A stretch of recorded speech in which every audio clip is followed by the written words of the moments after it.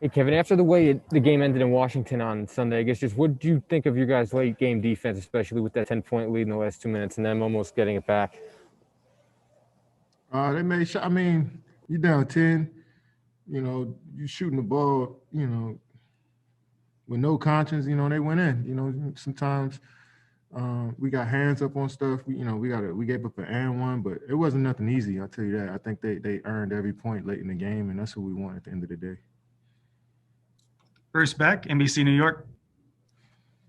Kevin, there was one stretch in the fourth from 99 to 120 points where it was Durant, Kyrie, Kyrie, Kyrie, Harden, Durant, Harden, Durant, Durant. Is that what you envision when the three of you were assembled? Yep.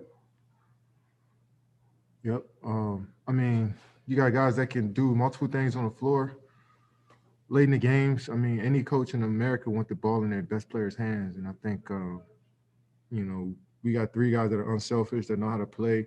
And I think we made the right plays down the stretch, especially Kyrie and James controlling the ball. And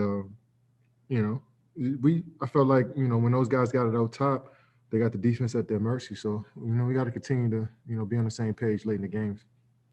Tom Dowd, BrooklynNets.com. Hey, Kevin, you guys have shot 57% each of the last three games. An already excellent offensive team, kind of hitting some new heights for efficiency. Have you seen things kind of click into place and gotten to an even better rhythm the last couple games as a group?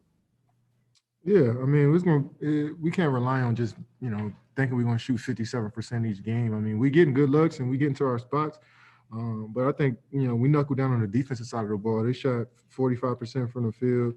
It would have been lower. They hit a few shots late in the game, but 45% is really what we want. And even though they shot 20 more shots than us, we was able to hold them down a little bit. And but we can't rely on us just making shots. We gotta get stops first.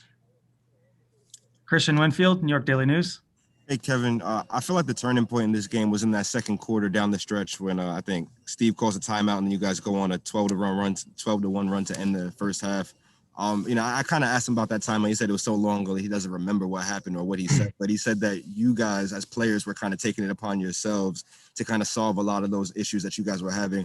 Just can you just talk to me about what that process was like, what you identified, and how you guys ended up fixing and taking that momentum back? Yeah, the Clippers started off the game doing a lot of isolation on our point guard and on Joe, and we just told ourselves like, look, this is man up, make them shoot over top. Don't help too much because they're the best 3-point shooting team in the league, and that stretch right there before we call that timeout.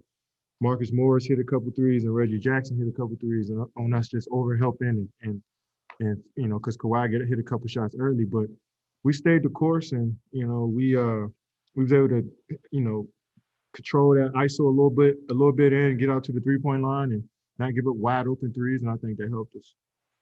Steve Lichtenstein, WFAN.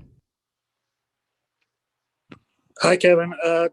James is just an all-time great offensive player, but he does so many things that are underrated. Can you talk about his post defense on players like Kawhi Leonard or Marcus Morris and what he does to be successful?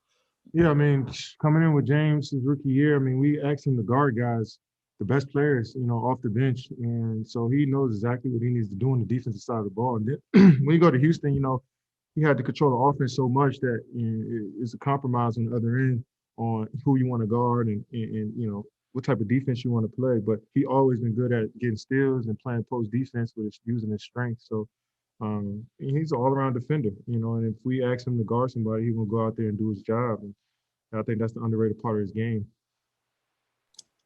Mark Vadina, USA Today. Hey, Kevin, good to see you. Hope you're hanging in there. When you're talking about the defensive end, what do you think your guys' potential is, and what do you think it'll take to get to that? I feel like a lot of teams are making this pay off of like small mental mistakes, like you're not switching the screen where you're supposed to, or helping too much, and then boom, they get a three. And that stuff just compounds itself, and you make 2 or 3 of those plays, 3 or 4 of those plays in a half. Your defense, that's the difference between shooting 60% in the field and 40% from the field. So it's just a matter of us knowing what our coverages are each time down and executing them, and we only get better at it. Vincent Goodwill, Yahoo. KD, you've played on really good defensive teams in Oklahoma City and in Golden State. I'm just curious, do you feel like you guys need to be a great defensive team, or do you feel like you need to be just good enough considering all the offensive firepower you have? I think we need to be a great defensive team, and I think tonight you've seen, what we can do, and we showed, definitely spurts. We could be better. We gave up, they made 15 threes, and I feel like we could have cut that to maybe 10, the amount of shots, the amount of times we helped too much. But, we got guys individually that can stand in front of their man when we lock in, and, it's only going to get better. Matt Brooks, Nets Daily. Hey, Kevin, you had some really controlled closeouts on Kawhi Leonard. Is there something you're watching for with him, with his footwork or any moves he does before he takes shots? Oh, he's just a savant. He plays the game at his pace.